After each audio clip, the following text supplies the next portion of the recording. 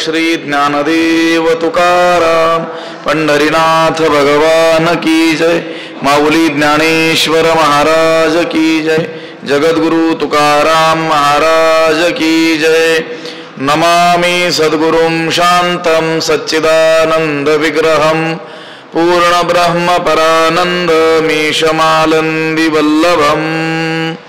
नमो सद्गुरु तुकया ज्ञानदीपा नमो सद्गुरु सच्चिदानंद रूपा नमो सद्गुरु भक्त कल्याण मूर्ती नमो सद्गुरु भास्करा पूर्ण कीर्ती। अखंड मंडलाकारं व्याप्तं येन चराचरं तत्पदं दर्शितं येन तस्मै श्री गुरवे नमः। जयांची किलिया स्मरण होय सकळ विद्यांचे अधिकरण तेची वंदू श्री चरण श्री गुरूंचे ते नमस्कारोनी आता। ब्रह्मण्याधाय कर्माणि संगं त्यक्त्वा करोति यः लिप्यते न स पापेन पद्मपत्रमिवांभसा। ग्रंथराज ज्ञानेश्वरीच्या 5व्या अध्यायाचा विचार आपण करतो आहोत आणि या 5व्या अध्यायातील 10व्या क्रमांकाचा हा श्लोक आहे। या श्लोकाचा अन्वय आणि अर्थ एकदा आपण पाहूयात। यः संगम त्यक्त्वा कर्माणि ब्रह्मणि आधाय करोति सः पद्मपत्रम इव पापेन न लिप्यते। याचा अर्थ असा आहे, या म्हणजे जो पुरुष संगम त्यक्त्वा कर्मफलासक्तीचा त्याग करू कर्माणि ब्रह्मणि आधाय सर्व कर्मे ब्रह्मणि आधाय परमेश्वराला अर्पण करून करोती करतो। म्हणजे जो पुरुष कर्मफलासक्तीचा त्याग करून सर्व कर्म परमेश्वराला अर्पण करून करतो, सर्व कर्म करतो पण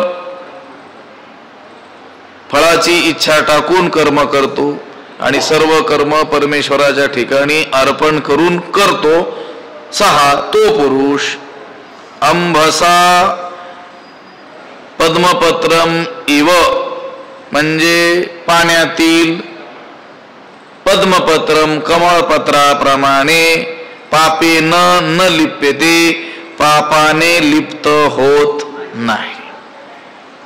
जो पुरुष कर्मफलासक्तीचा त्याग करून आणि परमेश्वराच्या ठिकाणी सर्व कर्मे अर्पण करून करतो, सर्व कर्म करतो पण कर्म करत असताना फलासक्ती रहित होऊन कर्म करतो आणि भगवद अर्पण बुद्धीनं तो कर्म करतो, असा जो कोणी आहे तो पद्मपत्र ज्याप्रमाणे पाण्याने लिप्त होत नाही, पाण्यातच असतं पण पाण्याने ते लिप्त होत नाही, कमळपत्राप्रमाणे तो देखील पापाने लिप्त होत नाही, पाप त्याला स्पर्श करू शकत नाही। सर्व कर्म करून सुद्धा तो निर्लिप्तच राहतो। जसं ते कमलपत्र पाण्यात असूनही पाण्याहून वेगळंच राहतं, पाणी त्याला स्पर्श करत नाही। या श्लोकामध्ये जिज्ञासू साधकानं कर्म कसं करावं हे स्पष्ट केलेलं आहे। सामान्यपणे कोणताही अज्ञानी मनुष्य जर आपण पाहिला तर तो कर्मामध्ये प्रवृत्त जो होतो तो प्रत्येक कर्माच्या मागे कोणता ना कोणता काहीतरी संकल्प किंवा काहीतरी इच्छा घेऊनच त्या कर्मामध्ये काय होत असतो, प्रवृत्त होत असतो। म्हणजे सर्व कर्म कामनेतूनच काय झाले असतात, निर्माण झालेली असतात। काहीतरी कामना, काहीतरी हेतू, काहीतरी इच्छा, काही संकल्प असल्याशिवाय सामान्य माणूस कर्मामध्ये प्रवृत्त होत नाही। कोणतेही कर्म, लौकिक कर्म असो किंवा धार्मिक कर्म असो, कोणतेही कर्म करत असताना त्याच्या मनामध्ये कर्माच्या फळाची काय असते, अपेक्षा असते। तो आपल्या मनानच कर्माचं फळ काय मिळावं, किती मिळावं, केव्हा मिळावं याची काय करत राहतो, कल्पना करत राहतो आणि बद्ध होतो। त्या कल्पनेनेच बांधल्या जातो. लक्षात आलं का? पण इथं ज्या पुरुषाचं वर्णन आहे तो कर्मे करत नाही असं नाही, सर्व कर्म करतो. जे जे वाट्याला आले विहित उचित अशी सर्व कर्म तो करतो. पण भगवत अर्पण बुद्धीनं करतो आणि संगम त्यक्त्वा कर्म फलासक्ती रहित होऊन करतो. कर्म फलासक्तीचा संग टाकून तो करतो. अमुक फळासाठी हे मी कर्म करतो आहे असं तो म्हणत नाही, मानतही नाही. आणि कर्म करत असताना ईश्वरार्पण बुद्धीनं तो ती कर्मे करत राहत असतो. भगवंताचा निरोपच आहे की नाही?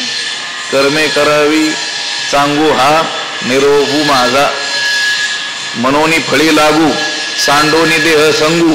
कर्मे करावी सांगू आणि रोपू माझा. फळी लागू म्हणजे फलासक्ती रहित होऊन, सांडोनी देह संगू देह संग टाकून उचित कर्म करावीत असा देवाचा काय आहे? निरोपच आहे. देवाची इच्छा देखील आहे. आपण अनेक वेळेस चिंतन करत आलो. आगाजया जे विहित ते ईश्वराचे मनोगत.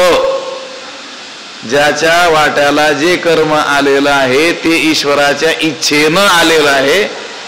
म्हणून ती कर्म करत असताना आपण ईश्वर इच्छेचं काय करतो? अनुसरण करतो. पण ईश्वरार्पण बुद्धीनं ती कर्म केली तर, नाहीतर मग ह्या कर्माचा मी करता आहे आणि हे फळ मला मिळावं याचं चिंतन जर मनात असेल तर ती कर्म बंधनाला कारण ठरतात. हा महात्मा सगळी कर्मे करतो पण ती कर्म काही त्याला बंधन करू शकत नाहीत. उदाहरण दिलं ते पद्मपत्र, कमळपत्र कुठं असतं? पाण्यातच असतं. पण त्या पाण्यानं ते कधीच लिप्त होत नाही. अगदी त्याप्रमाणे हा महात्मा सर्व कर्म करतो पण पापाने लिप्त होत नाही. कारण तो सर्व कर्म ईश्वराच्या ठिकाणी अर्पण करून करतो. म्हणजे भगवत अर्पण बुद्धीनच तो ती कर्मे करतो. कर्म करत असताना त्याच्या मनामध्ये ही कर्म ईश्वराला अर्पण या रीतीनं असतात. अहो आपली आपली कर्म ईश्वरार्पण बुद्धीनं करणं म्हणजे त्याची पूजा करणं आहे. तया सर्वात्मका ईश्वरा स्वकर्म कुसुमाच्या विरा पूजा केली होय अपारा तोषा लागे. हा सर्वात्मक सर्वस्वरूप जो परमात्मा आहे त्याची पूजा कोणत्या पुष्पांनी करायची? तो जर एखाद्या मूर्तीमध्ये आपण कल्पना केली तर आपल्याला ही फुलं कामं येतील, गुलाबाची, झेंडूची, आणखी कोणती कोणती फुलं त्याच्या पूजेला उपयोगी येतील. पत्रम पुष्पम फलं तोयम काहीतरी त्याला अर्पण करावं लागतं. पण जो सर्वात्मक सर्वव्यापक जो परमात्मा आहे त्याची पूजा कोणत्या फुलांनी करायची? तर स्वकर्म कुसुम, आपल्या आपल्या वाट्याला आलेलं कर्म हेच पुष्प आहे आणि या पुष्पांनी त्या सर्वात्मक ईश्वराची पूजा केल्यानं तो संतुष्ट होतो. ही भावना या पुरुषाच्या अंतःकरणात आहे. सगळ्याच्याच अंतःकरणात असली पाहिजे. तेव्हा ती कर्मे बंधनाला कारण ठरणार नाहीत. उलट ती कर्मबंधनातून मुक्तीला कारण ठरतील. आपण कर्म करतो कर्मबंधनात अडकत जातो. तो कर्म करतो आणि पूर्वीची कर्मबंधनं सोडत जातो. कर्म करूनही त्या कर्मांनी तो लिप्त होत नाही आणि आपण मात्र काय होतो? लिप्त होतो. गोष्ट एकच आहे, आपण कर्म करत असताना कर्तृत्व बुद्धीनं करतो, अहंकार आपल्याकडे घेतो आणि कर्माच्या फळाविषयी आसक्ती ठेवतो. आणि हा महात्मा कर्म करत असताना मीही कर्म करतो असा अहंकारही ठेवत नाही आणि फलासक्तीचा तो त्याग करतो आणि कर्मे करत असताना ईश्वर अर्पण बुद्धीनं ती कर्मे तो करतो. ब्रह्मणी आदाय त्या परमेश्वराच्या ठिकाणी अर्पण करून संगम त्यक्त्वा कर्मफलाचा संग टाकून ती कर्मे करतो. त्यामुळं पद्मपत्र ज्याप्रमाणे पाण्याने लिप्त होत नाही त्याप्रमाणे तो पापाने लिप्त होत नाही. आता अधिष्ठान संगती अशेषाही इंद्रिय वृत्ती आपुलालिया अर्थी वर्तत आहाती. आता अधिष्ठान संगती म्हणजे जगाचं अधिष्ठान असलेलं जे ब्रह्म, त्याच्याशी झालेला संग म्हणजे त्याच्याशी झालेला याचा अभेद निश्चय. तो परब्रह्म, ते परब्रह्म तत्वच मी आहे असा त्या परब्रह्म तत्वाशी ऐक्याचा याचा काय झालेला आहे, निश्चय झालेला आहे. अशेषाही इंद्रिय वृत्ती आपुलालिया अर्थी वर्तत आहाती. असं म्हणा, जगाचा अधिष्ठान असलेलं जे ब्रह्म त्याच्याशी झालेला याचा अभेद म्हणा, किंवा अधिष्ठान म्हणजे देह, त्याच्या संबंधानं सर्वच इंद्रियांच्या वृत्ती आपापल्या विषयाशी व्यवहार करतात. त्या महात्म्याचं वर्णन चाललेलं आहे. तो काही कर्म सोडत नाही, कर्म करतच राहतो, पण कर्म करूनही त्याला कर्म बंधन करू शकत नाहीत, त्याचा विचार चाललेला आहे. अधिष्ठान संगती, अधिष्ठान आधार, वेदांतातील पारिभाषिक हे काय आहेत, शब्द आहेत. सामान्य चैतन्य, विशेष चैतन्य असे ब्रह्मचैतन्याचे दोन काय आहेत, भेद आहेत. सर्वव्यापक जे चैतन्य त्याला म्हणायचं सामान्य चैतन्य, आणि अहम ब्रह्मास्मी अशा वृत्तीमध्ये आलेलं जे चैतन्य त्याला काय म्हणायचं, विशेष चैतन्य. आता सामान्य चैतन्याला आधार, विशेष चैतन्यास अधिष्ठान. सामान्य चैतन्याला म्हणतात आधार आणि विशेष चैतन्याला काय म्हणतात, अधिष्ठान असं म्हणतात. हे बा, आत्मानुभव प्राप्ती होण्यापूर्वी त्याला मी ब्रह्म आहे हा अनुभव येण्याच्या पूर्वी सामान्य चैतन्य हे आधार रूपानं आहेच की नाही, आहे. पण ब्रह्मानुभव त्याला प्राप्त झाल्यानंतर तेच चैतन्य विशेष चैतन्य होत असतं. हवा, आत्मा सच्चिद आनंद स्वरूप आहे. त्यापैकी सत हे सामान्य रूप आहे, कारण मी आहे या रूपाने त्याची प्रतीती काय आहे, सगळ्यांनाच आहे. मी नाही असं कोणी म्हणतंय का? मग त्या सच्चिदानंदातील जे सत्पद आहे, अस्तित्व, त्याची प्रतीती तर सामान्य रूपानं सगळ्यालाच आहे. मी आहे असं सगळेच म्हणतात. मी नाही असं कोणी म्हणतंय का? मी हरवलो, मी नाहीच आहे असं कोणी म्हणत नाही. मी आहे ही प्रतीती काय आहे, सगळ्यांनाच आहे. पण चित आणि आनंद स्वरूप, मी ज्ञान स्वरूप आहे, मी सुख स्वरूप आहे असं म्हणतोय का कोणी? मी आहे एवढं म्हणतात. सत, चित आणि आनंद हे परमेश्वराचं स्वरूप आहे की नाही? त्यापैकी सत म्हणजे अस्तित्व, असणे, याची जाणीव तर सगळ्यांनाच आहे. मी आहे असं सगळ्यांनाच वाटतं, पण ते विपरीत रूपानं वाटतं. मी देह या रूपानं वाटतं. पुढचं चित आणि आनंद याची काही नाही आहे, प्रतीती नाही आहे. चित आनंद हे विशेष रूप आहे. आता त्या ज्ञानी पुरुषाला मी सच्चिदानंद रूप ब्रह्म आहे असा प्रत्यय असतो, आणि सामान्य माणसाला मी आहे एवढाच काय आहे, प्रत्यय आहे. आता सतरूपी सामान्य चैतन्य जे आहे ते अज्ञान आणि संसार भ्रमाचं निवर्तक नाही आहे. चैतन्य भ्रमाचं निवर्तक आहे, पण हे सामान्य चैतन्य भ्रमाचं निवर्तक नाही आहे. तसं निवर्तक असतं तर कोणीच अज्ञानी राहिलं नसतं, कारण मी आहे अशी प्रतीती सगळ्यांनाच आहे. पण केवळ मी आहे आपल्या अस्तित्वाची जाणीव असणं एवढ्याच ज्ञानानं, त्या सत्य सामान्य ज्ञानानं अज्ञान नष्ट होत नाही. तर मी सच्चिदानंद स्वरूप परब्रह्म आहे असं जे विशेष ज्ञान होईल तेव्हा अज्ञानाची काय होईल, निवृत्ती होईल. जे विशेष चैतन्य तेच संसार भ्रमाचं काय आहे, निवर्तक आहे. हे पहा, लाकूड आहे, त्याच्यामध्ये अग्नी आहे की नाही, आहे. पण तो अग्नी अंधकाराचा निवर्तक आहे का? तसा असतं तर ह्या दिव्यांची गरजच पडली नसती. सगळीकडे झाडं आहेतच, म्हणजे लाकूड आहेच सगळीकडे. त्याच्यात अग्नी सामान्य रूपाने प्रत्येक लाकडाच्या ठाई आहेच आहे.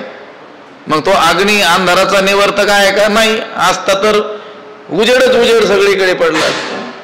मग नाही का अग्नी तिथे आहे? कोणत्या रूपाने आहे? सामान्य रूपाने. तो सामान्य रूपाने असलेला अग्नी अंधाराचा निवर्तक आहे का? नाही.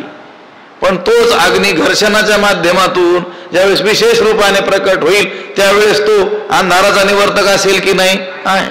अगदी त्याच पद्धतीनं सच्च सामान्य ज्ञान प्रत्येक जीवाला आहे, मी आहे या रूपाने. पण ते भ्रमाचं अज्ञानाचं निवर्तक आहे का? नाही. ज्यावेळेस तेच ज्ञान गुरुकृपेनं सत्शास्त्राच्या श्रवणानं विशेष रीतीनं प्रकट होईल, मी आहे असं केवळ न म्हणता तो काय म्हणेल, मी सच्चिदानंद परब्रह्म स्वरूप आहे, अहम ब्रह्मास्मी, अशा रीतीनं विशेष रीतीनं ते ज्ञान ज्यावेळेस प्रकट होईल ते भ्रमाचं आणि अज्ञानाचं काय असेल? निवर्तक असेल. आता हा जो महात्मा आहे, ज्ञानप्राप्ती त्याला झालेली आहे. ज्ञानप्राप्ती झाल्यानंतरही त्याचे व्यवहार थांबतात का? थांबत नाही. आत्मज्ञान प्राप्त झालं तरी देखील शरीर त्याला आहेच. त्या शरीराचं काय आहे? प्रारब्ध देखील आहेच. आणि प्रारब्ध आहेत तोपर्यंत त्या शरीराकडून इंद्रियादिकांकडून काय घडणार आहेत? कर्म घडणारच आहेत. पण आत्मज्ञानापूर्वी त्याच्याकडून घडणारी कर्म आणि आता आत्मज्ञानानंतर त्याच्याकडून घडणारी कर्म याच्यात काय आहे? फरक आहे, मोठं अंतर आहे. त्याच्या वर्तनात अज्ञान अवस्थेतील आणि ज्ञानी अवस्थेतील काय आहे? मोठा काय आहे? फरक आहे. आता आत्मज्ञान त्याला झाल्यावर आत्मसत्तेची त्याची जाणीव होते आणि त्याचे इंद्रियांचे व्यापार देखील परमेश्वरच चालवतो, हा त्याचा काय होतो? निश्चय होतो. तसं देखील परमेश्वरच चालवतो. पण अज्ञानावस्थेत आपण म्हणतो मी करतो. प्रश्न विचारतात की नाही तू खबर आहे, चाले हे शरीर कोणाची सत्ते, कोण बोलविते हरिविन देखवी ऐकवी, एक नारायण तयाचे भजन चुको नको. अज्ञानी माणसाला समजावून सांगताना मी करतो, माझ्यामुळे होतं असं म्हणणाऱ्या लोकांना ते सांगतात की हे सगळं परमेश्वरच करतो. हे शरीर सुद्धा कोण चालवतो? परमेश्वरच. चाले हे शरीर कोणाचे सत्य? प्रश्न विचारलाय त्यांनी. देवाचे सत्तेशिवाय हे कोण चालवतं? देवच चालवतो. पण हो, भगवंतच सर्व करतो. गोष्ट काय आहे? अज्ञान अवस्थेत त्याची जाणीव नसते आणि त्याला ज्ञान झाल्यानंतर त्याला या सगळ्या गोष्टींची काय होते? जाणीव होते. मग तो अहंकार घेईल कशाला? ज्याला पूर्णपणे कळालेला आहे की हे सर्व ईश्वरच करतो, मग तो कर्तृत्वाचा अहंकार आपल्याकडे घेईल का? घेणार नाही. जोपर्यंत कळत नाही तोपर्यंत ठीक आहे अज्ञान अवस्थेत. इथं ज्ञानी पुरुषाचं काय आहे? वर्णन आहे. तो काय करतो? आता अधिष्ठान संगती अशेषही इंद्रिय वृत्ती आपल्याला अर्थी वर्तत आहाती. आता जगाचं अधिष्ठान असलेलं जे परब्रह्म त्याच्याशी त्याचा झालेला अभेद आणि या अभेदानं सर्वच इंद्रियांच्या वृत्ती, अशेषही सर्वच इंद्रियांच्या वृत्ती आपल्याला अर्थी आपापल्या विषयांशी काय करतात? व्यवहार करतात. वर्तत आहाती. त्या इंद्रियांचा जो विषय आहे त्या विषयामध्ये ती इंद्रिय काय होतात? रममाण होतात. डोळ्याचा विषय काय आहे? नेत्रेंद्रियाचा रूप. अज्ञानी माणूसही रूपदर्शन करतो आणि ज्ञानी माणूस काल बघितलं की नाही? तो ही नेत्रीप आहे, तो सुद्धा डोळ्यानेच काय करतो? पाहतो. श्रवणी ऐकतो आहे, कानानं ऐकतो. बरी तिथीचा सर्वथा न हे नवल देखील. त्या व्यवहाराचा तो करता मुळीच होत नाही. हेच त्याच्याविषयीचे काय आहे? नवल आहे. त्या इंद्रियांचे जे विषय आहेत त्या विषयाशी त्या इंद्रियांच्या वृत्ती काय करतात? व्यवहार करतात. जशा अज्ञानी मनुष्याच्या इंद्रिय वृत्ती त्या इंद्रियांच्या विषयाशी काय करतात? व्यवहार करतात. तसं ज्ञानी पुरुषाच्याही करतात. पण आता याला हे ज्ञान झालेलं आहे की मी परब्रह्म स्वरूप आहे. देहाच्या वर त्याचा काय झालेला आहे? बोध पोहोचलेला आहे. अशा अवस्थेत त्या इंद्रिय वृत्ती त्या इंद्रियांच्या विषयामध्ये जरी रममाण होत असल्या तरी देखील दीपाचे प्रकाशे गृहीचे व्यापार जैसे देही कर्म जात तैसे योगयुक्ता.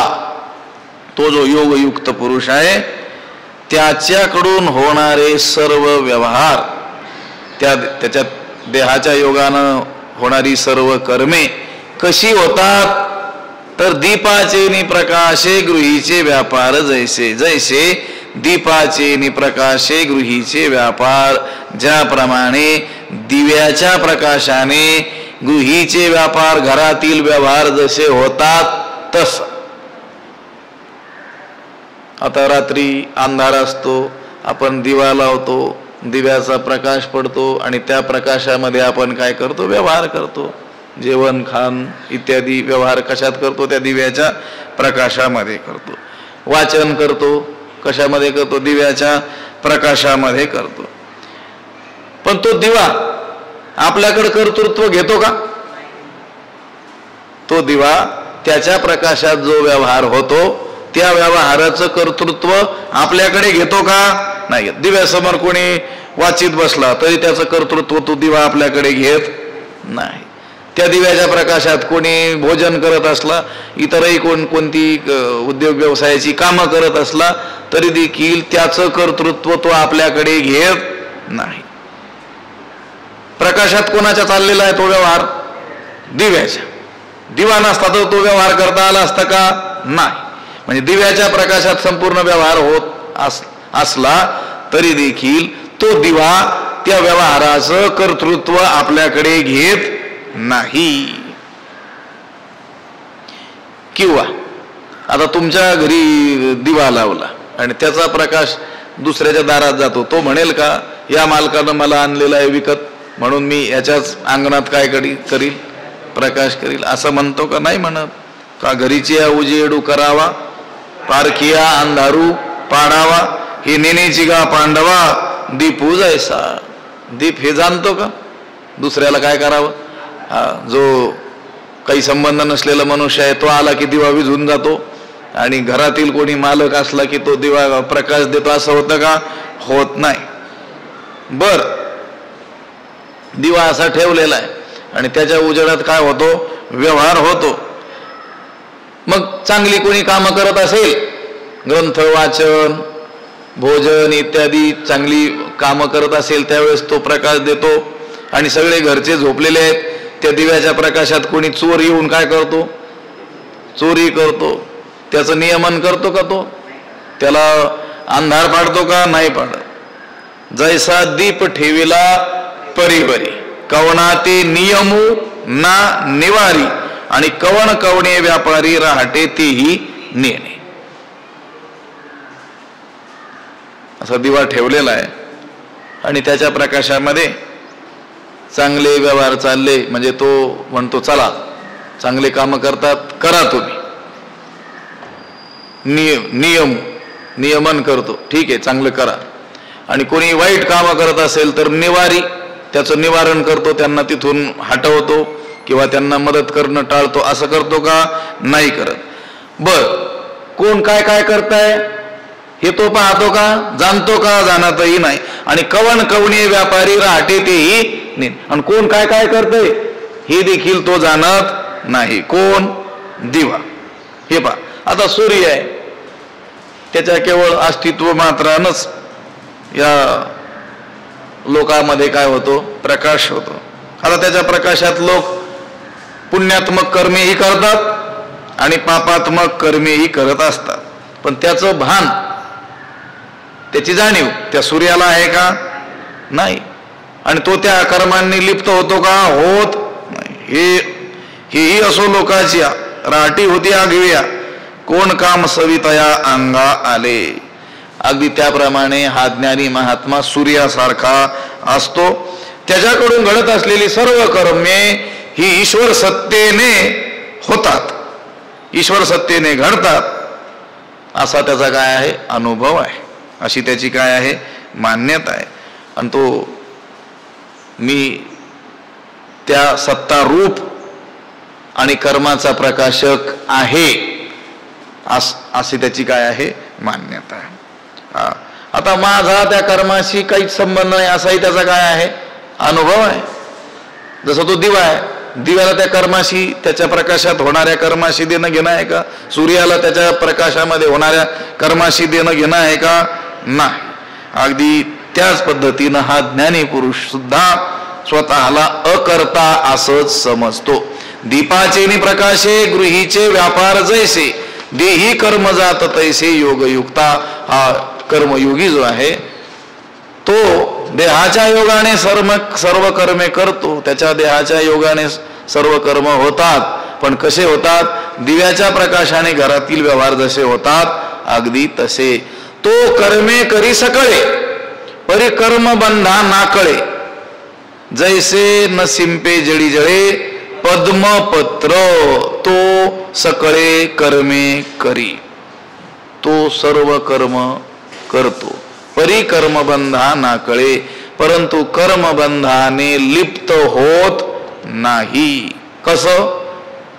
जैसे, ज्याप्रमाणे जळी पाण्यात राहणारे पद्मपत्र जळे न शिंपे, पाण्यात राहणारे पद्मपत्र पाण्याने ओलं होत नाही. कमळाचं पान, कमळ हे कुठं राहतं? पाण्यात राहतं. पाण्यात राहणारं कमळपत्र पाण्याने ओलं होत नाही. राहतं कुठं? पाण्यात, पण पाण्याचा स्पर्श देखील त्याला होत नाही. त्याप्रमाणे देहाच्या योगानं हा जो योगयुक्त पुरुष आहे तो काय करतो? सर्व कर्म करतो, पण कर्मबंधाने बद्ध होत नाही. आपण नेहमी चिंतन करत आलो की नाही, एखाद्याला ज्ञान प्राप्त झालं म्हणजे काय तू कर्म करायची सोडतोय का? सोडत नाही. सर्व विहित जी कर्म आहेत ती तो करतच असतो. फक्त अहंकार आणि फलास्वाद हे जे दोन कर्मपाश आहेत, कर्माचे बंध म्हणून सांगितलेले आहेत, तैसा कर्तृत्वाचा मधु आणि कर्मफळाचा आस्वादू, या दोहीचे नाव बंधू कर्माचा की. ज्ञानोबारायांनी सांगितलं कर्माचा बंध, कर्मबंध. कर्मबंध म्हणजे तरी काय? कर्मबंध म्हणजे या दोन गोष्टी. कोणत्या? कर्तृत्वाचा मधु म्हणजे हे कर्म मी करतोय हा अहंकार, आणि फलास्वाद, ह्या फळासाठी मी हे कर्म करतो. फळावर दृष्टी, फळाची आशा, हे दोन काय आहेत? यालाच म्हटलेलं आहे काय? कर्मबंध. आणि हा जो महात्मा आहे, हा जो ज्ञानी पुरुष आहे, तो कर्मे करतो, सचाडाचे परी वेळ लागल्यासारखी कर्म करतो, पण या दोन गोष्टी टाकून कर्तृत्वाचा अहंकार घेत नाही आणि फलासक्तीचा संग करत नाही. फळाविषयी आसक्ती त्याला नसते. आता जे कर्माचा अहंकार घेतात आणि कर्मफळाची आशा धरतात त्यांना कर्माचं फळ प्राप्त होतं. जे इच्छा करतील त्यांना प्राप्त होईल की नाही? होईल. काय फळ काय आहे त्याचं? जन्म आणि मरण. जन्म मृत्यू हे कशाचं फळ आहे? कर्माचं. केले कर्म झाले, त्याची भोगा आले, उपजले मेले ऐसे किती. मग हे पुन्हा पुन्हा जन्मन, पुन्हा पुन्हा मरण, हे फळ आहे कशाचं? कर्माचं. का प्राप्त झालं त्याला? आगा कर्मी जे उरावे ते ही सुखदुःखी फळावे आणि तया ते भोगावयावे. देह आहे का? देह प्राप्त होतो म्हणजे जन्म होतो, आणि जन्म झाला की मृत्यू निश्चितच आहे. जो जन्मतो तो मरतो, मेलेला पुन्हा काय होतो? जन्माला येतो. पुनरपी जननम पुनरपी मरणम पुनरपी जननी जठरे शयनम यह संसारे. संसार त्याला काय होतो? प्राप्त होतो. संसार म्हणजे तरी काय? पुन्हा पुन्हा जन्मनन, पुन्हा पुन्हा मरण. हे फळ आहे कशाचं? कर्माचं. ते प्राप्त होतं या अज्ञानाला. का? कारण तू कर्म करत असताना कर्माचा अहंकार आपल्याकडे घेतो आणि कर्म फलाची काय करतो? इच्छा धरतो. पण ज्ञानी पुरुष जो आहे त्याला कर्तृत्वाचा अहंकारही नाही आहे, कारण तो परमेश्वर स्वरूपाशी बोधानं एकरूप झालेला असल्यामुळं त्याची मान्यता अशी आहे हे सगळं ईश्वरच करतो. त्याच्यामुळं मी करतो ही गोष्टच त्याच्या ठाई असत नाही, आणि ईश्वरार्पण बुद्धीनं तो करत राहतो. त्याला काही मिळवायचंच नाही. तो परमेश्वर स्वरूपाशी एकरूपच झालेला असल्यामुळे आणखी काय त्याला मिळवायचंय. म्हणून त्याला कर्तृत्वाचा मदही नाही आणि फलास्वादही त्याच्या ठिकाणी नसल्यामुळं ते कर्म त्याला बंधन करू शकत नाहीत. कर्म करून सुद्धा कर्मबंधाने तो लिप्त होत नाही. अगदी कसं ज्याप्रमाणे पाण्यात असलेलं पद्मपत्र पाण्याने लिप्त होत नाही, हे उदाहरण दिलेलं आहे. तो कर्मे करी सकळे परी कर्मबंधा नाकळे. जैसे नसिंपे जळी जळे पद्मपत्र, ज्याप्रमाणे पाण्यात राहणारं पद्मपत्र कमलपत्र पाण्याने ओलं होत नाही, त्याप्रमाणे तो सर्व कर्मे करतो परंतु कर्मबंधाने बद्ध होत नाही. ईश्वरार्पण बुद्धीनं आणि फळाची इच्छा टाकून तो कर्म करतो. म्हणून पद्मपत्र ज्याप्रमाणे पाण्याने लिप्त होत नाही त्याप्रमाणे तो पापाने लिप्त होत नाही. कर्मे त्याला बंधन करू शकत नाहीत. पुंडलिक वरदा हरिविठ्ठल. श्री ज्ञानदेव तुकाराम पंढरीनाथ भगवान की जय. माऊली ज्ञानेश्वर महाराज. पंढरीनाथ भगवान की जय. माऊली ज्ञानेश्वर महाराज की जय. आता विश्वात्मके देवे येणे वाग्यज्ञे तोषावे. तोषोणी मद द्यावे पसायदा नहे. जे खळांची व्यंकटी सांडो तया सत्कर्मी रती वाढो. भूता परस्परे पडो मैत्र जीवांचे. दुरितांचे तिमिर जावो विश्व स्वधर्म सूर्ये पाहो. जो जे वांछील तो तेला हो प्राणीजात. वर्षत सकळ मंगळी ईश्वर निष्ठांची मांदियाळी. अनवरत भूमंडळी भेटो तया भूता. चला कल्पतरूंचे आरव चेतना चिंतामणीचे गाव. बोलते जे अर्णव पियुषांचे. चंद्रमे जे अलांछन मार्तंड जे तापहीन. ते सर्वाही सदा सज्जन सोयरे होतू. किंबहुना सर्व सुखी पूर्ण होवणी तिही लोकी. भजिजो आदि पुरुखी अखंडित आणि ग्रंथोपजीविये. विशेषी लोकी ये दृष्टादृष्ट विजय होवा वेजी. एथ म्हणे श्री विश्वेश्वरावो हा होईल दान पसावो. येणे वरे ज्ञानदेवो सुखिया झाला. येणे वरे ज्ञानदेवो सुखिया झाला. येणे वरे ज्ञानदेवो सुखिया झाला. पुंडलिक वरदा हरिविठ्ठल. श्री ज्ञानदेव पंढरीनाथ भगवान. माऊली ज्ञानेश्वर महाराज. जगद्गुरु तुकाराम महाराज. शांती ब्रह्म एकनाथ महाराज. गुरुवर्य बंशी महाराज. सद्गुरु जोग महाराज की जय.